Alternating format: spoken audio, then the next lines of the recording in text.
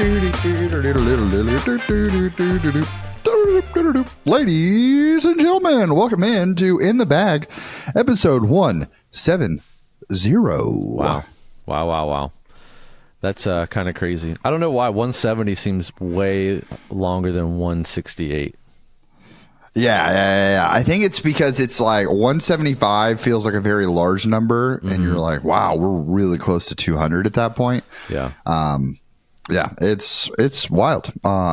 Just we've been cooking at this for some time. For a minute, yeah. Wow. I'm impressed. To those of you still listening, we appreciate you.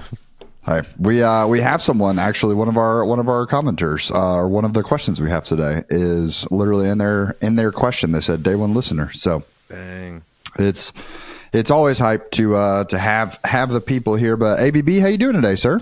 I'm doing well. My hats are in a really weird configuration right now, so video watchers enjoy that. It's good. I'm staring at mystery boxes on mystery boxes on mystery boxes, discs on discs on discs, and they just rolled some more in the warehouse. There's some Luna battle packs sitting over there. 12 Days of Discmas is being made right in front of me. It's Santa's little workshop over here right now. Hey, I'm excited for. It's just like it's a very fun season, and it is. Having been there last week, it's crazy how you guys think like there is a warehouse. You don't think this. You may think it, but there is one. And in that warehouse, they maximize the space pretty efficiently. But on, I would say, normal days, there's definitely some room to like walk around. You think about all the videos and things they do like have shot at the warehouse, right? So there's room. And then you come into this season, and it's like the walkways are narrow. There's extra tables out. And the weather outside is frightful. So yeah, it's cramped because there's so many goodies coming in. Yeah, we're excited about it, but it's fun. There's a lot of planning that goes into it, and then we're here, and it's just doing the work at some point. So it's really funny. I've got like cardboard cuts all over my hands because Jason and I are personally packing thousands of these things personally. We're making sure they're all quality. They all have great discs. They're done correctly. And then the guys will pack about 100 of them on a live stream. So it's been a good time. It's nice. So we filmed the Patreon video this morning, and now we're here filming in the bag. So ultra excited to get into some questions. Kind of breaks up the mystery box building a little bit. Yeah. Getting out to I did learn a fun fact, Brad, while I was there last week with Silas, who edits the show. So we were talking about copyright-free music and everything, because for those who don't know, you can't just it's something I don't know why you would know it, but it's some people watch videos and they're like, oh, why don't they just include like more popular music in their videos and things like that? Well, because rights to the songs. Right. So if you have copyrighted music, then you cannot monetize because that person gets all the money. So copyright free music, big thing. And we were driving, and I had mentioned that my intro on my channel is a copyright free thing from YouTube Studio. And Trevor and Hunter were both like, no way, dude. And so I pulled the song up and played the like whole song of Catch Me If I Fall. And they were like, I feel like this is forbidden music. Like, I feel like I'm not allowed to hear the front part of this. Yeah. So I started talking to Silas and telling him the same thing. And he goes, oh, yeah, copyright free music is a big deal. Like, such as In the Bag, the intro that we use for In the Bag used to be copyright free and is not copyright free anymore. Oh, I did not know that. So for the longtime listeners, there used to be a lot more buildup on the intro, but in order to like get around the copyright rules, you can use like a certain portion of it. Less than 10 seconds, right? Yeah. So Silas literally had to trim our intro because instead of changing the intro song, we kept the continuity of it, but he just trimmed it. So that's a little in the bag fun fact for you guys. Wow. I didn't even know this. That's news to me, but yeah, makes sense. So. Well, we've got some great questions for you guys today, and we're starting with Late Flexton, which we thought was a play on Love it. Nate Sexton, because He asked, looking for a fusion felon, aka Sexton Firebird, but glidey, similarly overstable. What do I want? So we're looking for a Firebird felon type disc that's a little extra glidey. Any thoughts there, Brad? Ooh, extra glidey. Because it's hard when you think about that specific mold. It's hard to go like you almost never want it to be. Most people do not want it to be extra glidey. No. I would say maybe an orbit. Well, he said fusion felon. I think the fusion felon Sexton Firebird thing is I think that's a play on something I've said several times of when a Sexton Firebird goes to sleep at night, it dreams of waking up being a stock fusion felon because I think those discs are eerily similar. Well, I've heard, and I don't know if I can't remember if I've thrown them really or not, but I know like a particular run of Orbit Saki bomb felons are pretty like, they're not like dumpy overstable. So I know that's a thing. I'm kind of like looking at the shelves right here, like Mint Discs Phoenix is kind of that slot, but I would say it's more overstable than a Sexton Firebird with less glide, in my opinion. Yeah. What does Prodigy have in that slot, Robbie? Prodigy, you have like an FX2 gets all the way over there, but most of the time Prodigy's trying to, I feel like most people who are throwing in that slot were throwing something faster. Yeah. Most often. Yeah. I've got a couple ideas. Yeah. This might be a better question for you because I don't really, that's hard. I'm not looking, well, you said it at the top of the question, but I'm not looking for something glidey in that spot. I guess that's my question. Why do we want that? Do you want something that you basically just want an overstable fairway? You don't really want like a Sexton Firebird. Yeah. So the feedback is, that's why I was trying to remember what the name of it is. The feedback is something that people would throw over there, 5 glide. So a couple different realms, and Brad's kind of nailing exactly where I want to go with it, which is maybe something that's not as overstable as a Felon or a Firebird. The Predator is something that I immediately went to because I think the Predator has like pretty solid finish, but can still float. You think about Chris Dickerson was thinking a big pusher of it. I'm sorry. I was thinking about the Vulture. That's where my head was going. Yeah. So if you jump it to the 10 speed, I think the same thing. If you can go a little faster with it, and that speed when thrown a little slower will cause it to be a little more floaty. And I always describe the Vulture, and the reason I keep coming back to the Vulture is I don't feel like I have found a disc, and I'm sure there are discs like it, but I haven't really found a disc that I can throw like a neutral fairway that has like this insane dump at the end. Like the Vulture always, I describe it as like it's like a real Vulture, like it kind of like hangs up there and glides, and all of a sudden it just like dives down. So like especially a Z Vulture, it's going to be a little bit more like overstable, but it has the glide, it has both. So that's maybe, again, it is a 10 speed, but to your point, Robbie, I think that's going to help with the overstability. Yeah, I will say my sleeper pick is from a company that it's so funny. If you go back even 4 years ago and you said, man, what is a company that Foundation is just going to be recommending all the time? The easy answer is Discraft. And then I think you would have jumped over to Innova because of the guys and their love of ancient rocks. Yeah. But I think the company that we just all seem to fall more and more in love with is Gateway over and over again, because they're easy. Like they want to work with people. They want to help. And I think of my boy, Kevin, who is, I think like their marketing guy is his official title now, but also part owner of Cardinal is where I met Kevin through. And he has a tour series Blade. So the Blade by Gateway is a 9503. Really fantastic flyer. And I think for lots of people, how I've heard the Blade sold is that it's not a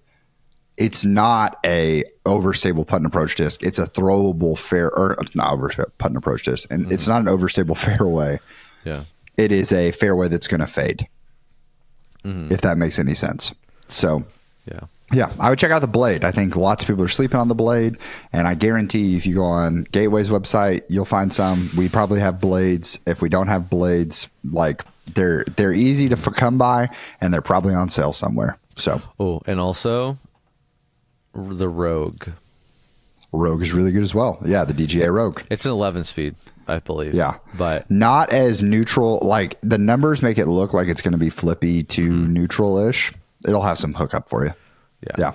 Rogue's great. Rogue is excellent. All right. Next question comes from Travis H. And his comes from question has to do with nose angle and throwing with height.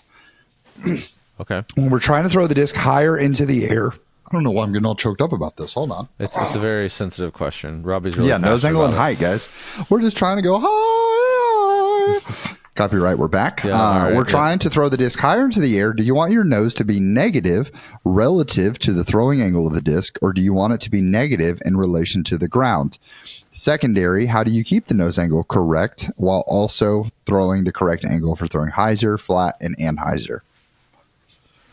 So I'll go ahead and answer the negative nose angle. Nose angle is in relation to the line that you're throwing on. Mm-hmm. So, there are times where I'm throwing the disc up, but I'm keeping the nose down. For our visual watchers, you can see I'm doing this idea. Mm-hmm. So, I don't think that it changes much. Like the aggressiveness of the nose angle is solely determined by that, because if I'm throwing my nose at this angle, it's not really changing in relation to the ground. But if I'm throwing it flat versus I'm throwing it up, that is drastically different nose angles for how the disc is going to fly. Right. So nose angle is in relation to the line that you're pulling it on, which is most often why people throw super nose up, is because they have to air bounce. Mm-hmm. There's a swoop in their throw because the elbow collapses, pocket collapses, all these different things are happening. And so your hand gets above your elbow. And because we're not supinating at the end of the shot, you end up coming around and pushing it, but you're pulling the disc straight into the ground. And then your body says, don't do that. Because if you threw it nose down in relation to that angle, you would just throw it straight into the ground. Right. So Brad, as someone who is just experimenting with a lot of stuff in your form right now, is this something that you feel like when you're trying to throw when you're throwing uphill shots, because Lynchburg has quite a bit of elevation change, is this something you find yourself struggling with, is throwing super nose up while trying to go uphill, or do you feel like you've got a grasp on, you found some success here? So, and maybe this is the wrong answer, but I'm not even really, if I'm throwing uphill or downhill, I'm not really super focused on the nose angle, which I'm not saying you shouldn't, but I'm trying to keep my normal nose angle as flat as possible. I'm more worried about my disc selection. That's really what I'm leaning into to make sure that I'm making shots uphill and downhill. So if that makes sense. Yeah. I do throwing uphill, I feel is really hard because it is hard not to just throw super nose up. But I almost I'm thinking less about where the actual basket is, more of the angle of the hill. I'm just trying to match the hill. Maybe that's a better answer to what I try to do. Right disc selection and then match the hill. That seems to be pretty productive for me. Yeah. And I think I think that is the perfect advice, because that's exactly what I was going to end up adding on after you was the reason I started with that, it's in relation to the pull through line, as you think about, if I'm throwing uphill, it's way harder. I'm grabbing a disc in my hands. It's way harder to throw it uphill and match that angle, because most often when you're throwing nose up, it's because your thumb is getting super involved in the throw. So if you think about trying to throw uphill and pushing from your thumb into it, that feels like a lack of power. Yeah. But if I think about just getting my wrist pointing to that area while going uphill, I actually naturally bring the nose angle down on the disc. And the same thing happens when now going downhill, it's a little more tempting to sort of like push the nose up angle. And so you have to be a little more intentional and get on top of it there. But yeah, I would say going uphill for most of my students that I've ever worked with in lessons, it is just simply fixing launch angle helps fix nose angle almost instantaneously. So yeah. In terms of like keeping correct nose angle when throwing hyzer flat and hyzer, I think it's just training your body how you want to pull the disc through. Like this is the proper way that I'm not creating a ton of swoop. And if you are swooping, because you have like Calvin Heimberg swoops, there are tricks and tips you can do in terms of supinating at the end of the shot, things like that help you really overcome that. But yeah, just flat pull through usually helps. And Travis, I don't know what level, like skill level you are, and I'm like I like any hobby that I do. I like all of the details and the gear and like the stuff that comes along with a hobby. And I would just encourage you to like nose angle. There's a lot of other things you can correct and have really good results if you're like intermediate, like to like new skill level. I think the nose angle thing is really like the icing on the cake, really to make big like I think the skill gap between amateur and like MPO is so huge that a lot of people don't think about it. And like that rec player, to be a good rec player, even like an MA2 player, like MA2 players are probably worried about their nose angle to get to like that MA1 MPO category. And they're like the top like 5% probably. Not saying nose angle is not important, so don't hear that. Just saying that you probably can get rid of some of your woes and score better if you think about disc selection and think about just like kind of matching the angle of the hill, and then the nose angle is such a small change, in my opinion. Yeah. I don't think it's a crazy thing to say that if you went to your local C tier tomorrow, if you guys are listening to this the day it drops, if you went to your local C tier tomorrow, the skill gap between the person who wins MA4 and the person who wins MPO at your local C tier is probably the same skill gap between the guy who won your local C tier MPO and the guy who, like Ezra Robinson, who just won the Tour Championships. So there's a lot of room to grow in this, and so for most of them, it's just subconscious. It's why it's really hard to talk to a really good player and ask them about nose angle, because it's just so subconscious at this point. If anything, they have to like actively think, oh, I want to throw this nose up here. And they will, and they'll mess around with that. So Sky asks, why is Robbie a fan of Minnesota sports? As a born and bred Minnesotan, now living in South Raleigh. I was curious about the connection. So I'll give you the real quick rundown. I grew up. Before you give your backstory, I just want to say, Sky, congratulations on the Wild taking down the Hurricanes yesterday. Both Minnesota and Raleigh. Just thought that was kind of ironic, but 4-3 win. Go ahead. Sorry, Robbie, your background. Bang. Let's go Wild. He's not there, but dupe. So I moved a lot, but I spent most of my life in Atlanta and around Atlanta in different parts. And so we grew up a baseball family through and through. Just didn't really acknowledge other sports, if I'm being 100% honest. I famously tell people that I went to college not knowing how the sport of football worked. Like straight up, that sport is so confusing to watch until someone sits there and because you're like, sometimes I kick the ball through the uprights and it's worth 1 point. Sometimes I kick the ball through the uprights and it's worth 3 points. But sometimes it's easier to kick it for like the 3 points than it is to kick it for the 1 point. Why does that make any sense? So it's all very confusing. Sometimes there's 2 points. And then if I touch my knee down here, it moves. Yeah. Anyways. Yeah. So I didn't know how football truly like worked. And then I move into college, and my freshman roommate was a student athlete, and he'd already decorated. I went to college here in Alabama, not at Alabama, but in Alabama in Birmingham. And so my freshman roommate had already decorated our entire room in Alabama apparel. And I was like, okay, we're doing this. So first weekend rolls around where college game day is going, and I did not realize I signed up for college football, the class. So I watched football games every Saturday, and then two people who became some of my best friends to this day, big Alabama fans. And so one of them lived locally, and he had taped Alabama games. So I've watched taped Alabama games when there weren't good enough games on. So I learned football that way, and it's Alabama and football are the same thing in my head. Mm-hmm. Now, that means I am an Alabama fan, so Roll Tide, but I don't feel like I'm allowed to claim that even after 15 years of doing this, because our worst season since I've been watching was last year. So, and they had 4 losses. Not really suffered through anything. But anyways, so the next year, this is where Minnesota comes in. The next year, I was like, I don't really watch the NFL because I don't have a team to root for. But I'm an Alabama fan, and we're really good. So I don't want to bandwagon onto what's happening here.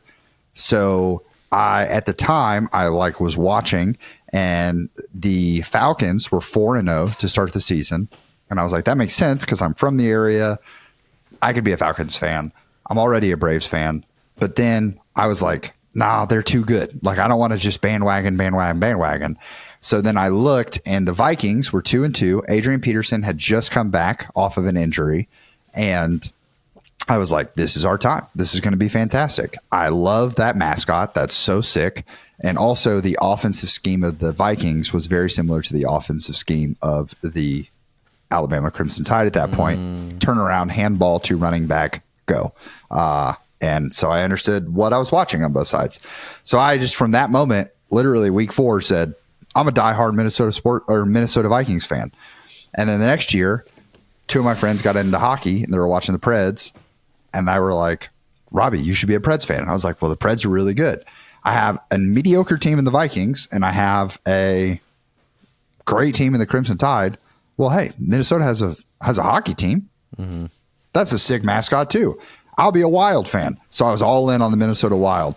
And then it was Fleury. You had Fleury. Yeah, the year after that, or the next year or the year after that, we drafted Cat. We either drafted Cat or we traded for Cat as the Timberwolves. And I was like, the Timberwolves, also a great mascot. So I just at that point jumped in. And then thankfully the Twins are an American League team, which is the opposite side of my Braves. Mm-hmm. So I root for the Twins' success in every form and fashion, so long as it does not hinder the Braves. The Braves are far and above my favorite sports franchise that I root for. I'm a bigger Brave. If I were to get a sports tattoo, it would be a Braves tattoo all day. But that's how Minnesota came around. So I truly claim I'm the biggest Minnesota sports fan that you'll ever meet that doesn't and has never been to the state of Minnesota. Mm-hmm. Got it. Bang. Ben, I've been playing for a few years on and off, starting to dive in. He's a backhand player, but his forehand is okay. Backhand is his go-to shot. Distance backhand feels solid. On his home course, he can get 400 feet consistently. All right, well. All right, next Congratulations. question. There's nothing Ben, I can answer. You're a great guy. However, my accuracy on the more technical holes isn't where I would like it to be. I have a slight Hyzer release. In order to prove that accuracy, should I attempt to transition into a more Hyzer release for more control? Or should I just work on other techniques like my forehand? I'd like to keep that capacity for distance, but ultimately the goal is to score better. So he throws far. He's got the boomstick, and he throws on slight Hyzer. Do we think he should adjust and work on throwing on Hyzer for more accuracy, or other things? Or what would you do here, Brad? You see all this information. Yeah. He wants to be more accurate on short holes. Well, if you're throwing 400 feet consistently and you have an Hyzer release, you don't need to fix the like your release has nothing to do with your accuracy, in my opinion. Yeah. It's going to be more of like, I think just judgment. I feel like this is like my soapbox I stand on all the time, so forgive me, but I think you just need some practice judging distances and really evaluating how much your discs flex out or how much they just dive on and stable out or what they do. I think you need to really evaluate your discs, because it doesn't matter your Hyzer release. It has nothing to do with your accuracy, in my opinion. I mean, if you have like an Hyzer release that's like 45 degrees opposite direction, that's a problem. But if you're throwing that far, you're doing something right mechanically, and you just need help judging distance and where you shot placement. So again, I think you go. It's not a natural skill people have. It's not a natural skill to just be like, oh, that's 33 feet. Oh, that's 168 feet. And I think you need to practice that, go into a field actually, and then take your bag out and really try. Okay, say, just pretend like go and I don't know, like what you have access to, a park or whatever, or property.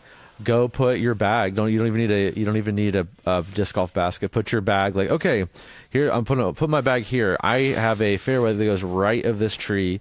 It's about 250 feet, and I need to make sure it gets to the left so I can park this basket. And then throw your discs on that shot and work on your aim point. Like to me, the release has nothing to do with accuracy. You need practice judging distance and practice knowing exactly where to put your disc to make them do what you want to do. Yeah. I would say there's 2 words that confirm everything Brad just said, and they are Gannon Burr. Right. That's who I think of. Yeah. Slight Anheuser release. That's his preferred angle, is slight Anheuser. The only other thing I would add and it comes from the practice that Brad's encouraging you to do, is disc selection. Like, I think for lots of people who can't score really well, it's because we spend so much time early on in the game trying to work on our distance. And I don't want to discourage people from working on your distance, because that's fun. That is a ton of fun for so many people, getting out there and just throwing the disc far.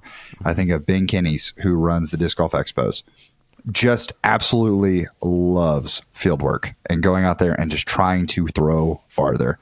And it's awesome. He has a ton of fun with the sport doing that. And I'd imagine, as someone who can't throw crazy far, that would be pretty sick. Yeah. The hard part is, you get on these shorter holes, and it's like, that is not a skill that I need on 90% of disc golf holes. But I do need to be able to know when does this MD3 flex out, and when does it just hold the Anheuser? How long does it do that? And that's where field work's really going to help you out. So, nailed it. I cannot agree with Brad more. Coming up next, Levi Irish, day 1 listener.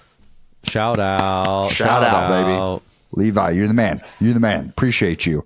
He's been playing disc golf for about 4 years now. Finds that he can't get comfortable with the same putting form for long periods of time.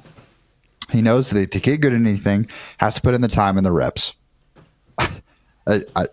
I love that we just spin this thing of like, go to the field, do the thing. Ben, you got this. Come on. And then Levi's like, guys, I know. I've been listening since day 1.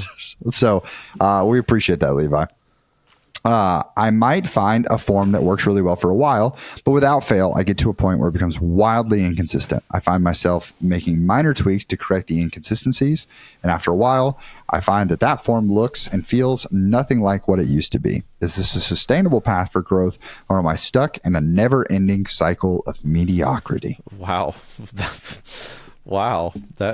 It sounds like it was really helpful, and then it got really sad. It's real dark. Really fast there, Levi, at the end, Levi. If no one's told you today, we love you, brother. Like, you're good. You're disc golf. Levi, I want you to reach your hands out, and I just want you to wrap them around you. Yeah. And just know that Brad and I are giving you a hug right now, man. Yeah, right. It's going to be okay.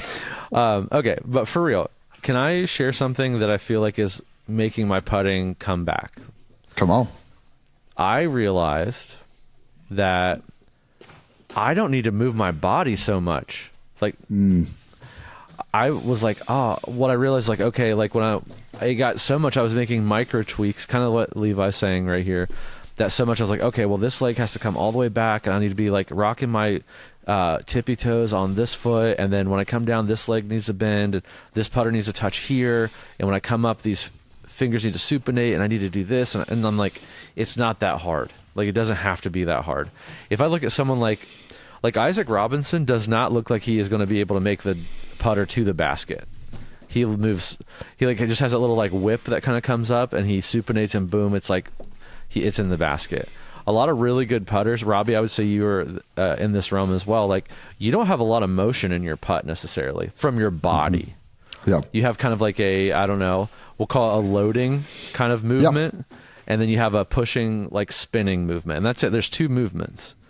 That's the 2. And like, I think all these micro adjustments, and like, okay, well, I need to put my hand here a little bit. And it's the thing too, I was putting my hand too far in the putter because I've slowly like walked my fingers around. I'm like, that's making it impossible for me to generate spin. So I just kind of like, okay, if I'm tossing this putter, like it started at 15 feet.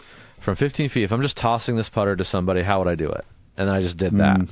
And like kind of like made it come back a little bit. And when I start putting bad in putting league, I like will freeze a second. I'm like, okay. In my head, I'm like, I don't need to move so much. You're moving too much.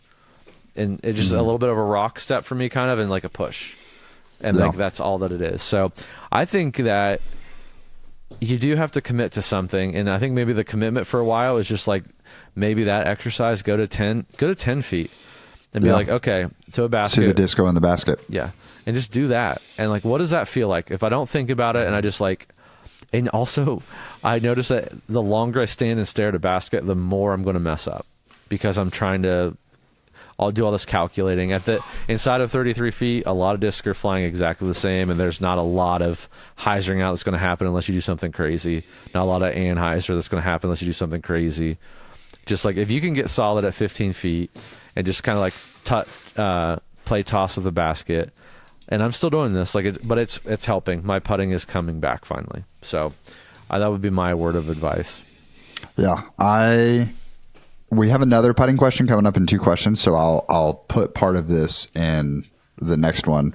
But I think Brad is right on it in that the less movement you have, the more consistent the putt is going to be.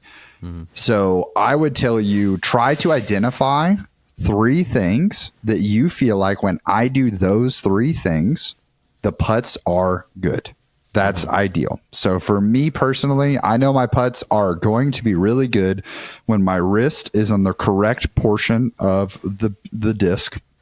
As in, I don't want to be over top because then I'm going to come all the way around and I'm going to yoink it to the right.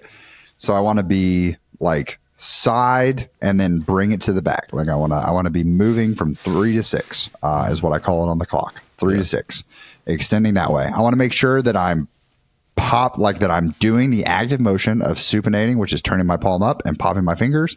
Those are important. And then the last thing that I really want to make sure is that my foot is angled correctly. Yes. I personally never want my right foot pointed directly towards the basket because then it throws my like hips off and then I end up pulling as well. So I want it slightly off center. If I can focus on doing those 3 things, then 90% of the time I'm going to throw good putts. And if I'm messing up one of them, I'll really just lean into the others. I've shot a video with someone yesterday doing a little collab for their Vlogmas, and I putted horribly for the first 3 holes. And I was just like, right now my hips are just throwing me off. I'm going really far right. So I just straddled for the rest of it. Putter never hit the ground for the rest of the video. Banged like a near circle 2 and then just wham, wham, wham. Felt fine. Because I just focused on, okay, if I get my hips out of the way because they're messing me up right now, and I just do the other 2 things, wow, it doesn't leave the pole. So find those things, focus on them. And then if you really want to microanalyze, look at your putt and say, Levi, every other extra thing that I'm doing that I think is helping me is adding variance to my putt.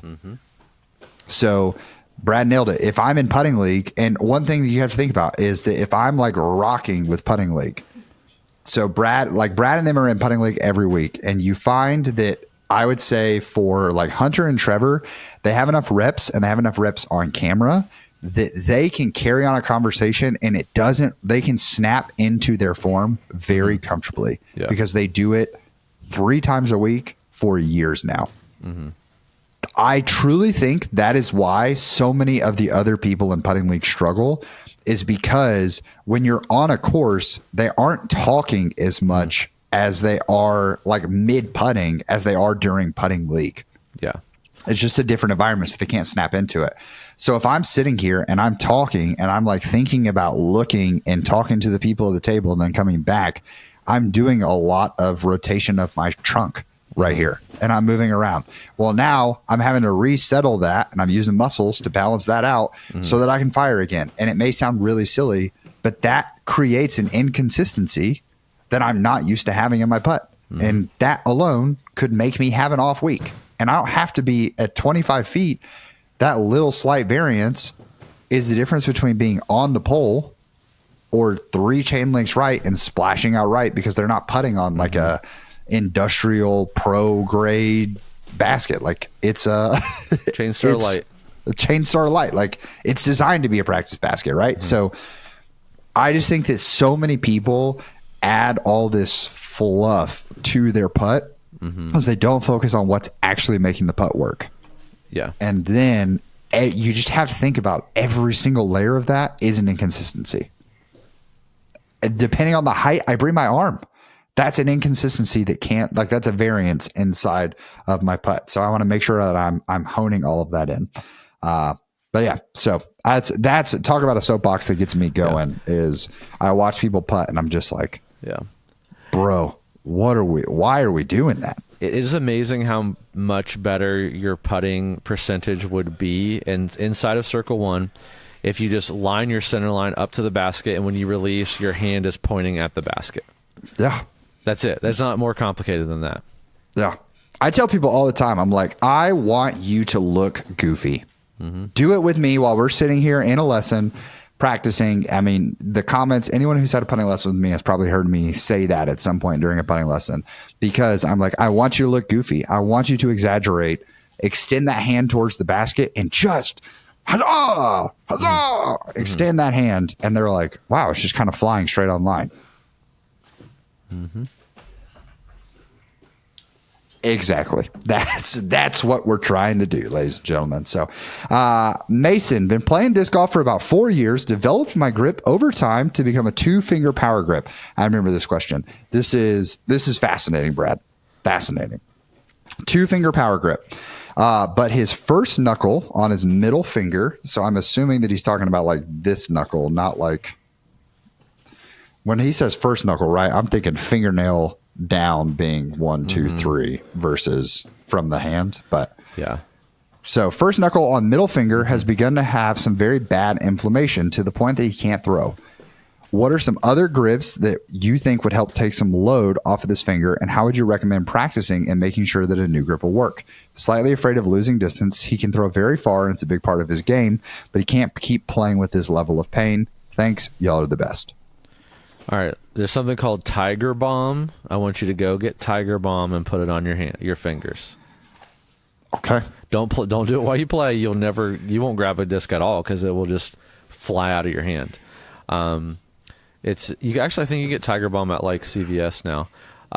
It's like a Western medicine or Eastern medicine for like inflammation, and it really, really, really, really helps. Just so you know. I'd imagine for BJJ, that's something y'all can come into quite often, is because you're doing a lot of like grabs and like my hands grabbing a gi and holding on for dear life. Look at the swelling in that knuckle, the exact knuckle right now. Yeah. My hands get torn up because grabbing gis, like that's very hard on your hands. I don't know. Because I'm a drummer too, so like I already have arthritic fingers. So I feel this a little bit, but I think what I end up doing, if I feel pain, I know I'm gripping it too hard. So I just don't grip it as hard. I just wonder, I don't know what to do with this, because it's almost like hey, I hurt my right shoulder. I'm a right-handed player. How do I not hurt my shoulder right now? But my answer would be like, don't play. Don't play. Yeah.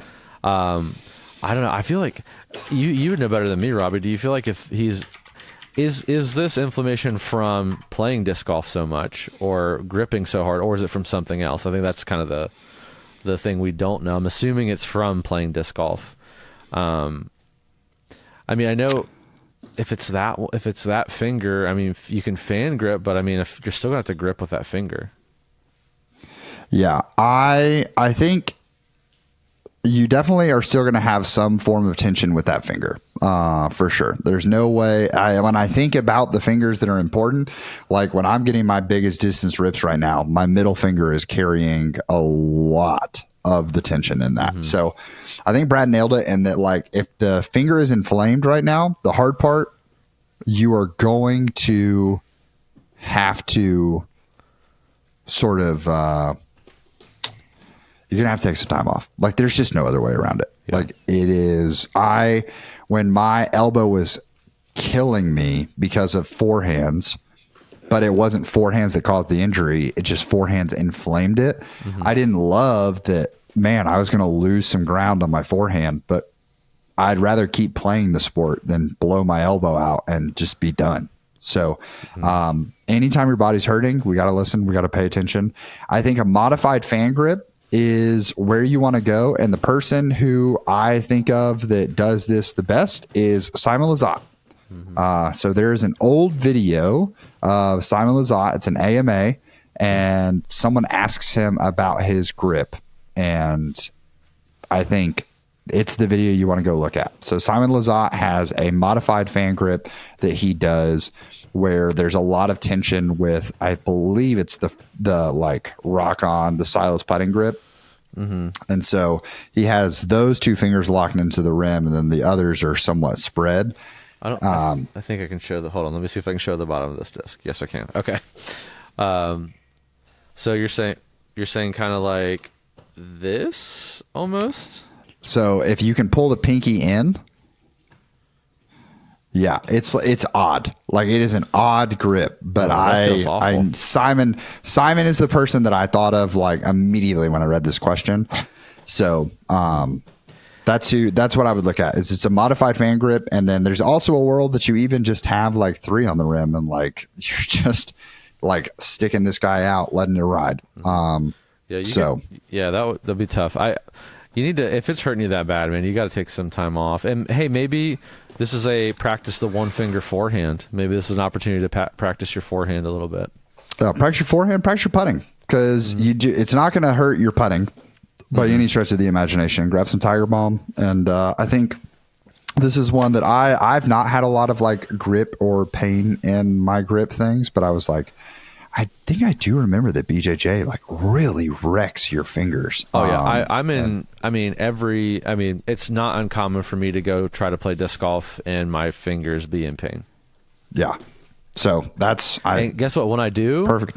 I'm like, maybe I shouldn't. I just don't throw as hard. I just don't throw as hard. I don't play the same game. I just go play for fun if I'm in the middle of the round and they start hurting, or if they hurt really bad, I'll throw and I'm like, maybe not today. So. Feel free to walk away. We walk away to play tomorrow. All right. Got time for one more because I teased it. And this is from Eddie from New Hampshire. Help me turn putting practice into putting success during my rounds. I practice putting in my basement 3 to 4 times for each week for 20 minutes at a time. I hit a groove 5 to 10 minutes in and start making 90% of my putts from 20 feet. However, when I play around, I'm only putting once or twice every hole with several shots in between. I never get that same rhythm, and I miss a lot of my putts. My practice makes me feel way better than my putt is reflected in my score. How can I change my practice so that it translates to more putts in a round? For reference, I have 2 putters. I take 100-plus putts a session from different distances, angles, and stances around my basement. So I'll tell you, the first, when this question got brought up, Brad, I immediately went to us driving to the course last week, and we're riding in the car, and Brad said, and I had told Brad that we were going to play, we were shooting a 9-hole video for their page for Foundation's Patreon. And I was like, Jason had the idea that we're going to play it first, and then we're going to shoot the video. And Brad said, that's great, because I always feel like I actually start playing well on like hole 10. So that'll be perfect.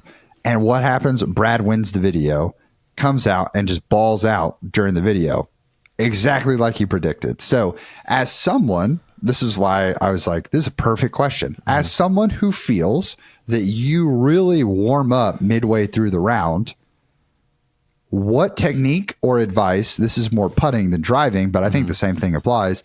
What technique or advice would you give to help someone enjoy their whole round? You just be along for the ride, brother. Be along for the ride.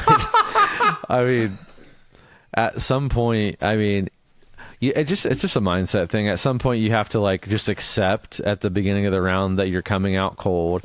Unless you're someone like, if you're someone that needs to, I'm bad. Probably I don't warm up throw typically, and I definitely don't warm up putt. I find if I warm up putt, I actually putt worse somehow, and I don't know why that is. But I just kind of like to go out and just start playing. But mentally, I'm like, I'm gonna take some time to get warmed up, and that's just okay. And I think to save your score, you just have to be real with yourself. Like, okay, well, on hole 1, if I gave myself a 38 footer, then I might, depending on the hazard behind the basket or whatever, I'm just probably going to lay up and take a par and move on. Like, I don't know. Or you can try to take the opposite and just be like, I'm just going to run it. I doubt I'm going to make it, but at least I'm getting a putting stroke in. I don't know. I think just mentally I just have to just be along for the ride. I meant that kind of funny, but I kind of mean it too. It just kind of is what it is, and you can let that. You can mentally be like hard on yourself for the first 9 holes, and then by hole 10 you're never making a putt anyway because you don't believe in yourself. Or you can just have low expectations and maybe drain one on hole 3 and be like, all right, here it comes, and just be in it. You know, I find that if I believe I'm going to make a putt, I make it more often than if I don't think I'm going to make the putt. So that, I don't know if that's like groundbreaking advice, but I think just you have to have correct expectations. Or if you're someone who needs to warm up, then spend 20. It sounds like you spend 20 minutes a day putting, and that you're warmed up at the end of that. So get to the course early, get to the tournament early, warm up for 20 minutes, and then go for it. Yeah, I think getting to the course early is the answer. Like, truly, Eddie. Because you said that it, like, in 5 to 10 minutes into your practice session, you hit a groove. So if you show up to the course 5 to 10 minutes earlier and you just head to the basket and putt, in theory, your putt's going to be on when the round starts. Now, getting it to stay with you, that's where you got to focus on your mental cues and your routines and things like that. So that your practice putting shouldn't just be, I just bang putts one after another until everything feels good. And then it's like, all right, I'm a good putter. Because you don't do that on the course. But if I spend some of my practice time, like if I'm doing 3 to 4 sessions a week, if one of those is I'm going to get way less reps, but I'm going to do 5 to 10 minutes at a basket to get loose and get my arm going. And then for the last 10 minutes, I just practice my routine over and over again. That's going to be invaluable practice. That's going to help you really dial it and focus it in, because that is something you'll be able to latch back onto when you're in the middle of the round. So it's not just raw reps, but yeah, you got to get there early. I know that my form off the tee is so much more inconsistent than my form on the putting green. So I went to film this collab that I mentioned earlier. I filmed it yesterday, and I got to the course 5 minutes early so that I could throw like 8 putter shots. And sure enough, I started the round hot, because the guy I was collabing with rolled up out of the car and we just shot. So for the first few holes, he was getting loose and I was able to capitalize in the first few holes. And that I ended up winning by a stroke. So it was like, that actually was the difference maker, was getting to the course 5 or 10 minutes early so that I was loose. And I think that's just, if you care about the competition, 5 to 10 minutes early matters. Because like Brad said, he could go get there 10, 15 minutes early and just throw a bunch of drives, warm up, and I'm sure that he would start faster. But with the stage of life, that's just not the most important thing, and that's okay. That's great. Yeah, the thing I do spend a lot of time doing that I didn't typically do before is like not throwing warming up, but stretching and like making sure my body's ready to do the motion that I'm asking it to do. And that has helped a lot too. Yeah. And putting as well. Again, if I go out and I kind of do a couple like motions of the putt, and if I'm like, oh, my shoulder's a little stiff, I stretch out the shoulders and stretch out the arms and like get my legs like ready to like take some weight and push off of them. You know what I mean? So that is invaluable as well. Yeah. Well, y'all, that is going to wrap it up for today's questions. But Brad, I guess here's the question. We got, by the time, so next week we'll shoot an episode hopefully and be able to drop it to you guys, but it'll be coming on Black Friday. So like deals and all of that will already, I'm sure, be going live throughout the day, or is all of our Black Friday deals dropping at 5? Do you want to give a teaser for Black Friday? We're doing this live, guys. Let's do a little tease here. So this week when you're hearing this, there's quite a few drops. We have some Luna Battle Packs that will kind of surprise drop. They may already be gone by the time you hear this. We have some Prodigy M5 releases this week. We have some solid. The Q-Line FDs are dropping. We have some Glow Innova, the Christmas Gorgons, Splash Sparkle Diamonds, Tearing Harps, that kind of stuff. So we do have stock drops going right now. Black Friday teaser. What I can tell you is we're going to have mystery boxes. They're 3-disc mystery boxes. There are 8 new stamps total that will be intermixed into these boxes. What you're guaranteed to get 1 brand new stamp. So there we have like kind of a tier system. So tier 1 is going to be all new stamps. There's like an extra super special disc that I think a third of people have a chance to get, if I'm thinking about it correctly. Can't tell you what that is yet, but next week we'll be able to tell you. So you'll get one of those stamps. Tier 2 is going to be, there's some new personality stamps. There's a new Hunter, new Trevor, new Connor stamp. I can't tell you what they are, but they'll be in there. So you have a chance to get those, but you also have a chance to get some cool, any custom stamp is kind of on the table that we've done this year. We've reserved quite a few from cool subscription boxes, from events, from things like that will go in that tiering.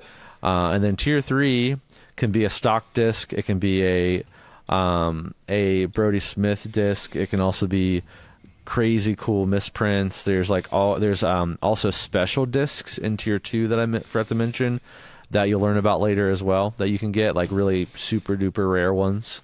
So yeah, we're lowering the price of the mystery boxes this year too. So higher quality discs, you're going to get 2 custom stamp discs guaranteed, plus a third stock or personality or misprint. So value's off the chain.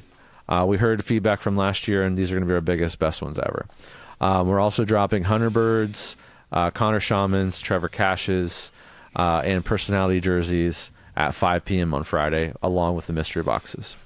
We are going to be running sales on the entire site, all discs, all apparel, all accessories. I believe we're going to start those in the app early. That's the plan as of today.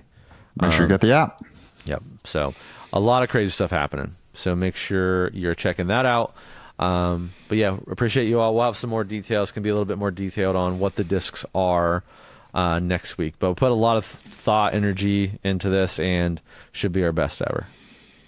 Bang. Well, y'all, when you get it, you get out there, you're going to find some awesome stuff. I'm telling you, this Black Friday is going to be banging over at foundationgist.com. But Brad, they get out there, they order some cool stuff, and if it's good, they keep in the bag. We'll see you all next week. Happy Thanksgiving.